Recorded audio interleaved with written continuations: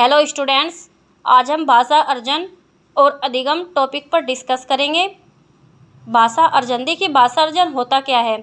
जब हम भाषा को बिना किसी शिक्षण प्रणाली के, बिना किसी प्री प्लानिंग के, बिना किसी प्रयास के, बिना किसी कोशिश के सीखते हैं तो वो भाषा अर्जन कहलाता है।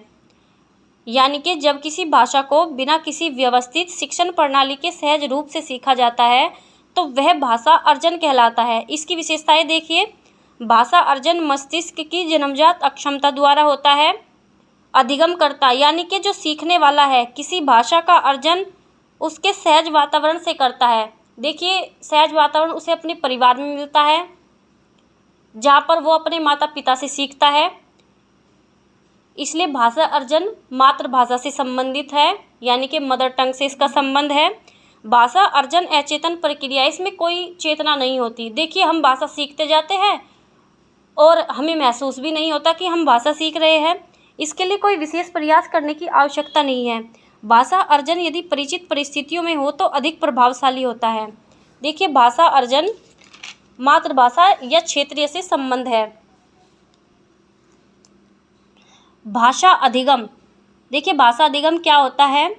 जब भाषा को प्री प्लानिंग से सीखा जाता है, प्रयास से सीखा जाता है, शिक्षण प्रक्रिया द्वारा सीखा जाता है, कोशिश से सीखा जाता है तो वो भाषा अधिगम कहलाता है। यानी जब किसी भाषा को व्यवस्थित शिक्षण प्रक्रिया द्वारा सीखा जाता है तो वह भाषा अधिगम कहलाता है। इसकी विशेषताएं देखिए। भाषा अधिगम के लिए हमें विशेष परिस्थिति का निर्माण करना पड़ता है ताकि अधिगम करता है जो, यानी कि जो सीखने वाला है, उसकी रुचि इसके सीखने में बनी रहे। भाषा अधिगम द्वितीय और तृतीय भाषा के सीखने से संबंध होता है। देखिए, जो भाषा अधिगम है, जो दूसरी और तीसरी भाषा होती है, इससे संबंधित होता है। देखिए, पहली भाषा तो, यानी कि जो भाषा का अर्जन होता है, बच्चा अपनी माँ से कर लेता है, अपने परिवार में कर लेता है। भाषा अर्जन सहज रूप से कर लेता है बिना किसी प्रयास के। लेकिन जब उसे दूसरी और तीसरी भाषा सीखनी होती है तो इसके लिए उसे शिक्षण व्यवस्था की आवश्यकता होती है। देखिए, उसके लिए स्कूल या कोई और माध्यम बच्चा बनाता है जिसके द्वारा वो दूसरी और तीसरी भाषा को सीखता है। भाषा अधिगम एक चेतन प्रक्रिया है। सार्थक परिस्थितियों में यह प्रक्रिया और अधिक प्रभावशाली है। देखिए, अब है भाषा एवं बालक। मानव जन्म के बाद, जब मानव जन्म लेता है उसके बाद वो अपने समाज का सार्थक सदस्य बनने के लिए सबसे पहले भाषा रूपी साधन को अपनाता है। सार्थक सदस्य यानी कि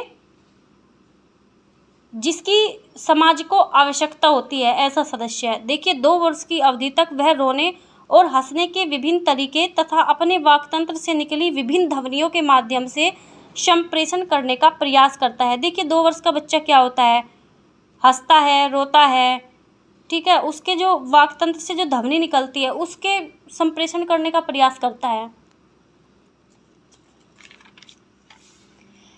सभी बालक 3 वर्ष की आयु से पहले ही अपनी भाषा के मूल तथा उपतंत्र से भली भांति परिचित हो जाते हैं। वे केवल भाषा की नहीं बल्कि संप्रेषण की दक्षता भी हासिल कर लेते हैं। 3 वर्ष की अवस्था तक बच्चा संप्रेषण की दक्षता में परफेक्ट हो जाता है, यानी कि विचारों के आदान प्रदान में परफेक्ट हो जाता है।